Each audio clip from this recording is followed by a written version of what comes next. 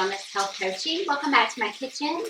So tonight I'm going to show you one primary recipe, but I'm just going to show you our full dinner. So we're making Spanikopita Burgers. Spanakopita, that yummy Greek Mediterranean dish. It's usually a side dish with the phyllo dough and the spinach and the feta. That's probably my favorite food. It's definitely in the top 3. And I wrote a cookbook years ago, and it has a recipe in there for a Spanikopita as a side dish that I made gluten-free. It does have the cheese in it. That has a crust. And it's not phyllo dough, but it's super delicious. It has all the flavors. And I was just experimenting one day and thought, I wonder if I could turn this into an entree. I thought burger. So that's what we have. And I made this recipe years ago, and I never wrote it up. I'm cooking some okra on my stove, and it's super loud. So let me turn that down. Okay, so we have okra, simply frozen okra. I've heated up some reserved bacon drippings from my yummy, healthy bacon that we buy. All natural, I should say. People argue with me when I say healthy bacon. But those of you in this paleo world, you know that healthy bacon is a real thing, right? So I have some bacon fat, and I put my frozen okra in, some salt and pepper, and I'm just going to let that go. And then I have some potatoes over here that I've peeled. I wasn't going to peel them, but they were a little old. They had some little eyes on them. So I had to peel them, cut them into cubes, avocado oil, a little salt, pepper, and my Greek seasoning. And they're going to go in the air fryer in a few minutes. But let's talk about these Spanikopita burgers. So right now, I personally am not eating dairy. For one, it's for Lent. Those of you in the Christian, perhaps Jewish world, you know what that is. So it's traditional to kind of give something up during the season of Lent. So I've given up dairy. One is just kind of what I felt called to do, but also my thought process was that I think when I'm not consuming dairy, my seasonal allergies are better. So I thought it would be a great experiment because I had gotten to the point where I was eating or consuming, drinking too, a decent amount of dairy. Mostly it was in the form of grass-fed butter. It doesn't make me feel bad physically in any way, but I know that dairy consumption is really tied to seasonal allergies. It just can create inflammation, particularly in the nasal passages. And I will say it's been several weeks into our allergy season. I have taken no allergy medicine. I do occasionally have a little symptom here and there, but it's really been super manageable. So I think it's been working. So anyway, I've given up dairy. Traditionally, we have feta in these, and my husband is eating feta, no problem. So I'm going to mix up everything except the cheese. I'm going to pull out half, and I'll make half with cheese and half without. Otherwise, there's no dairy in this whatsoever. So let me tell you what I have done because I wanted to make it a little bit faster. Let's see. Let me get my skillet. I'm going to go ahead and put my skillet on and get it starting to heat up. Okay, so it is a little bit of a multi-stage process, but it's not hard. You can totally do it. I cooked in this same skillet on my stove a couple tablespoons of avocado oil, 1 medium onion, 3 big cloves of garlic. My original recipe called for scallions, 2 whole scallions, but I have a bunch of chives in my backyard garden, so I just put in a handful of chives, half a teaspoon of salt, and some black pepper. And I just cooked the onions and garlic for a good long while, probably 10 minutes, and then I added in a 5-ounce package of fresh spinach. I chopped it up a little bit first. This step is not necessary, but you want your vegetables to be pretty finely chopped so that your burger stays together. And so you either take the time to really chop them thoroughly when you're cutting them before you put them in your skillet, or you can do what I'm doing and just kind of chop carelessly and then run them through a little food processor at the end. And that's what I've decided to do. So this is all of that stuff, a whole onion, a handful of chives, 3 cloves of garlic, a 5-ounce package of spinach has cooked down to this, and it's been cooling for a little bit because I'm going to add it to my raw meat and some raw eggs. And so I want this mixture to be not steaming hot. So it's been sitting here for probably 15 minutes. What you could do is you could cook this vegetable mixture ahead of time and have it in your fridge, like if you like to do meal prep kind of stuff, that would be perfect. Or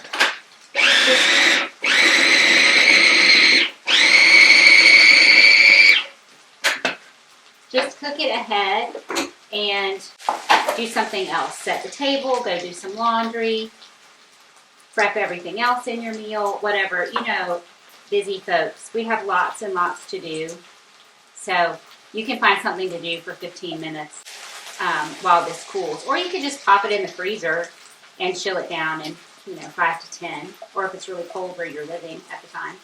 Lots of choices. You just want to cool it down a little bit before you add these veggies to your eggs and your meat.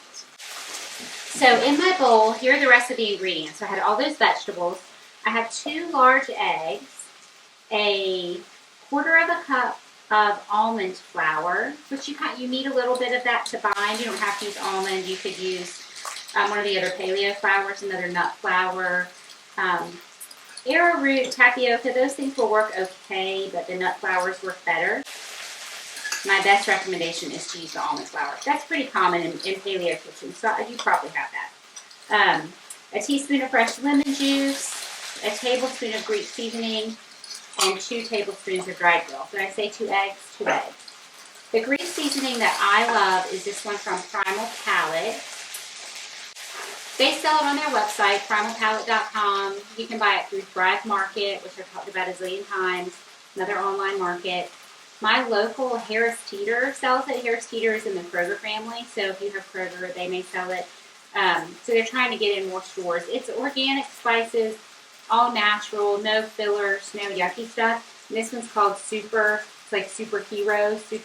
Some people say Gyro. I was told it's Gyro, Gyro.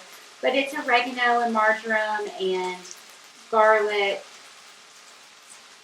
thyme, and salt. And it just tastes amazing. This is my favorite Greek seasoning. But you could use any one you like. You just kind of want to know the salt content so you don't over or under season. I'll give you a trick for that in a second. So a tablespoon of that, 2 tablespoons of dried dill, or if you have fresh, you want about a quarter of a cup of fresh. And then a pound of ground turkey. Now, traditional for a Greek recipe would be to use lamb. I personally just don't like lamb. I don't like lamb, so I'm not going to use lamb. But if you like lamb, and that's what you have, use lamb. You could use beef. You could use any ground meat, like not sausage, but ground chicken, whatever. I like it best, again, like with the almond flour, I like it best with ground dark meat turkey. This is going to be kind of a wet burger mixture. You just want to mix it all thoroughly so that you don't have big clumps of meat without the seasonings. If you've watched me for a while, you knew I was going to do this, right? The best way to really do that is to just get your hands in and mix it up. You could make this into meatballs. You could make this into some sort of a casserole. Actually, that's my spanakopita recipe with the almond flour crust. That's more like the traditional spanakopita. You could layer this in and have an all-in-one dish. I can't believe I haven't done that. I should totally do that next time. So that's everything. I told you about the vegetables all cooked together. Then we added the eggs and the spices and the lemon juice. And now I'm going to take half of this. My skillet is hot. And my hands are really dirty. So that timing is not good. I'm going to take half and put in this bowl.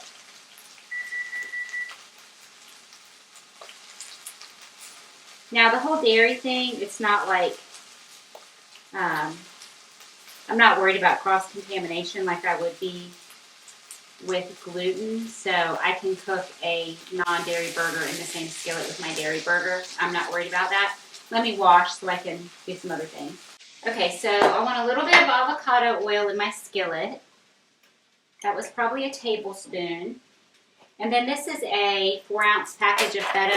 Goodness, I don't even want to tell you like the package size anymore because I think with inflation and supply chain and all that stuff, the manufacturers are really reducing the package sizes. I just bought some M&Ms for like a teenage girl group gathering. It's going to be at my house, and so I wanted some chocolate for them. The packages, so it's close to Easter, so I was getting Easter M&Ms, and the bags were teeny tiny. They just looked like they looked like single serving packages, you know. So anyway, you want about, if you're going to do the whole batch with cheese, probably a half a cup of feta. Now, I just make big burgers. I'm simply using this scoop to make it a little bit neater. This is a number 20 scoop. It's about a quarter of a cup. That's going to make one. I'm going to stick in the freezer.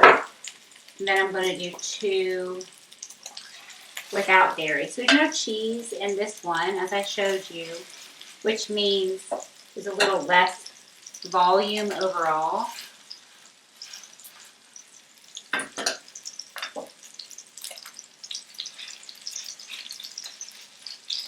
Okay, so here we are. I'm cooking on about medium. And I'm going to cook these till they're brown and set. I'm going to flip them, and I'm going to end up finishing them in the oven. And when I do that, I will, what will I do? I will move my air fryer over, and I'll start the potatoes.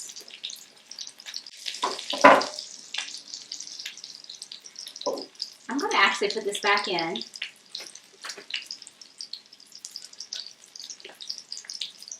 It just was a little more than I wanted. And I'm going to freeze these. I've frozen these before. We're just going to put all of that feta in. I froze them uncooked, just like this, and thawed them out in the fridge overnight, and then cooked them the next day for my husband and I, and they were perfect. Perfect. So I told you I would tell you how you could taste your mixture if you weren't sure about the seasoning. And it's real simple. You do the same thing with like a meatloaf. You may have seen somebody do that before on a cooking show, or maybe my meatloaf video. You just take a little bit, like a kind of meatball size, and you cook it. You brown it in your skillet till it's completely cooked, and you taste it. And then if you need to add more seasoning, or maybe like in this instance, say we got it a little too salty or too dilly or something, you could add in another egg, and then you could add in some more almond flour. You kind of bulk it up with some of those other ingredients to calm down the flavors. I'll wash again. Okay, so I needed to turn that up. I'm going to just push them to the side. This new burner, which I'll link it below, I really like it, but it definitely gets super hot. Like the outside of it gets more hot than my old one.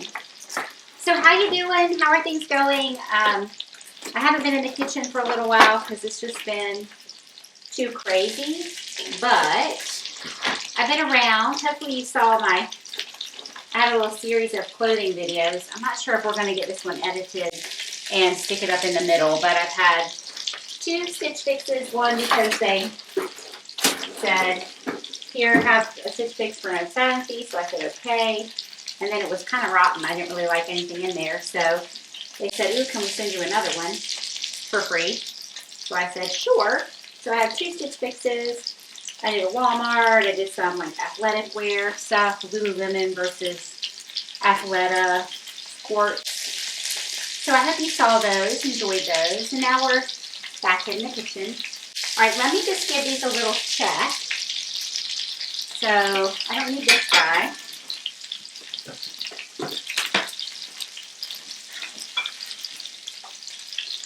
Can you see how it's browning a little bit in the center? What I want to do is turn these. Do like a quarter turn. So they'll really brown thoroughly.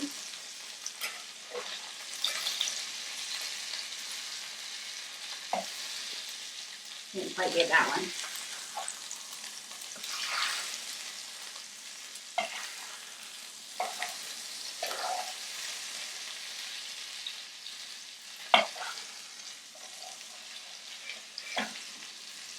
So has this been a busy season for you, spring?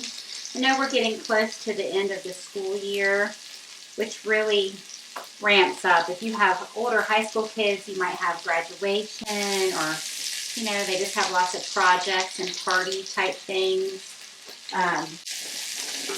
Or not even necessarily older kids. I know younger kids have a lot more parties and things than I ever did as a kid growing up. So I hope you're doing okay, hanging in there and finding time to take care of yourself, that whole self-care thing, not wearing yourself out. It's a challenge sometimes, I won't lie. But it is important to not run ourselves ragged. So I'll label this to Span Burgers. Today is the 30th of March. We're almost to the end of March. And it's really cold here again in North Carolina, which is a bummer. I don't like that. We have a couple warm days and everybody is like total spring fever. Oh yeah, it's pretty. So, because these are so thick and moist, some people hate that word, very thick and kind of like a meatloaf actually. So we put all that stuff in there. And it's turkey. You can't eat it rare, medium rare. No, it needs to be well done. I want to really sear both sides well, and then I'll finish them in the oven for about 10 minutes.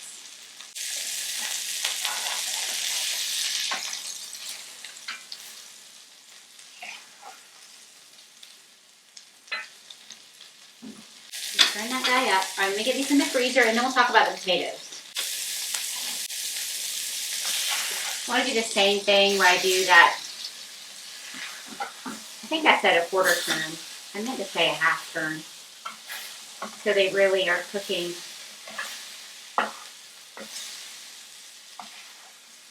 Not just in the center.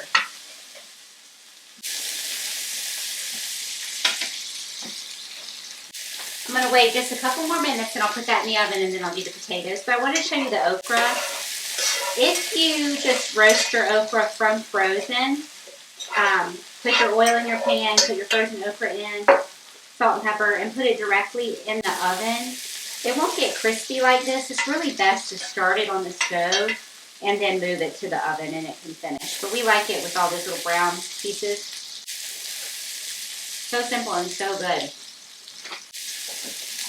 Alright, so here they are, pre-oven. And I'm going to set my timer for 10 minutes. Move that out of the way. Let me put my air fryer. I can leave my air fryer again. I'm going to wash this because it touched the raw turkey. This is the Instant Pot Vortex Plus. I love it. I love it because it does all the things I want to do. Air fry, roast. So roast is just like another oven. It essentially is like an oven with a convection oven. I only have one oven in this house, and oftentimes I want two. And so this is really serving like my second oven, which is awesome. But it does dehydrate, which I really, really wanted. We're going to do, you touch the temp, we're going to do 375. And I'm going to do 10 minutes. So you're kind of guessing, quite frankly, how big are my potatoes? How long is it going to take? I don't really know. I'm kind of guessing. Because the potatoes sometimes are different. Sometimes they're more dense. They're going to take longer. With the skins on, they're going to take a little bit longer. These I had to peel. So about 10 minutes, but we'll check them. And it's super easy to just take them out if they're done, or add a little bit more time if they're not quite done. So again, I just cubed them. I drizzled on maybe a tablespoon of avocado oil,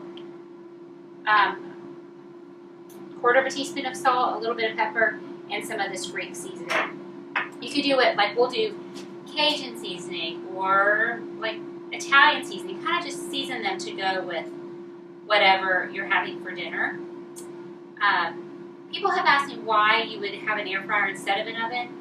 Well, like I said, it is like a second oven, which is really convenient sometimes. If you are, say, just one or two people, a small family, or just a couple, maybe empty nesters, you don't want to heat up the big oven. This is more energy efficient. It certainly doesn't heat up your house like turning your big oven onto 400 or 450 would be. So it's great for that. My teenagers use it a lot for cooking kind of the convenience foods that I buy them. Obviously, we shop at Costco, giant size things.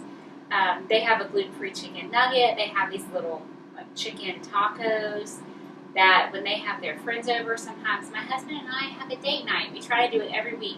And the kids feed themselves, so they can cook that stuff. They can cook other things. We're really, I'm teaching them how to cook other things, but it's nice for them to have a night off too, and they can cook something that's kind of fast foody, but it's a little better quality than, say, a fast food restaurant. They can do it themselves. So my kids do that a lot. I've made beef jerky in here with the dehydrate function. I really want to dehydrate my own fruit, and I haven't done that yet because it's extremely expensive and difficult to find dried fruit that doesn't have a bunch of stuff added to it. Okay, add food. So here we go. So I toss these in oil, as I said, so I don't have to spray the bottom or anything. So just kind of spread them out. In they go. It really couldn't be any easier. So again, I'll link this. I'm a huge, huge fan. I didn't think I would be, but I really love it. We use it multiple times a week. All right, so I'll see you back here in about 8 to 10 minutes. Okay, we're all ready, and I'm so excited to show you this yummy dinner. So with poultry, you want to make sure you're cooking it to 165 degrees. So I have this instant read thermometer. You just stick it in. And if it's close to 165, you can go ahead and bring it out because there will be a little carryover cooking time. These were actually done, and so they've been out for about 5 minutes. And already this one's up to 170. The cheese ones, the ones without cheese were a little bit warmer. So totally done. So you definitely want to check their temperature. I know none of it looks particularly pretty, but it's all so good. Here's our okra. It's really crispy. Other than like having like a breaded coating, it feels like it's fried because they're crispy. So good. And you can see the potatoes are nice and browned. $3.75 for 10 minutes. They weren't quite done. So I put them in for 3 more minutes. So I ended up doing 13. So you can stick it with a fork and you can just, it's hot. You can just tell by the way your fork goes in. If it doesn't really meet any resistance, then they're done. Okay, let me show you this yummy burger on the inside. You could absolutely eat this on a bun. If you want to make a paleo bun or have a gluten-free bun. But we usually don't. So you have the spinach and the feta. There's just so much flavor. It's really absolutely delicious. It's such a treat. And not super hard to make. And feels really special. I think the way to long-term follow some sort of special diet, some people might say restrictive diet, I just say special. You got to think that you're keeping yourself healthy, so it's totally worth it. But you need to have food that tastes good. You cannot eat boiled chicken and broccoli every night and be content with that. Well, maybe there's somebody, but I would say most people are not going to be happy with that. You need food that tastes good. And so that's kind of what I do here on my channel is I show you how I've figured out how to take all of our old favorites that were not gluten-free, not paleo, and turn them into a recipe that fits our dietary restrictions, keeps us healthy, and tastes really, really good so that we do not feel deprived. And we've been eating this way for like 10 years now, and we're just going strong. And we were super strict at the beginning, and about 5 years in, it took a while to get healthy, right? I have an autoimmune disease, so does my husband. We're trying to keep our kids healthy. It took about 5 years, and we really started to loosen up. We added dairy. We added gluten-free pizza, things like that. I'm really picky. I'll let the kids eat gluten-free pizza from a, like a delivery type place. They have that at church, that sort of thing, when it's kind of out of my control. But at home, I'll either make something homemade, or like Costco has a really good frozen gluten-free pizza. So lots of grains, but gluten-free. So that feels like such an indulgent treat, honestly. And it tastes amazing. And we're not deprived. And then we get to eat things like Spanikopita Burgers. So I hope you enjoyed these recipes, and enjoyed this video. And if you did, I would love it if you would subscribe, like, share, do all that stuff. My goal is to hit 7,000 subscribers this year. More would be fabulous. So tell your friends, make these recipes, let me know what you think. Introduce yourself in the comments. I'd love to get to know you. I hope you're doing well, and I look forward to seeing you back here in my kitchen next time. Bye, everybody.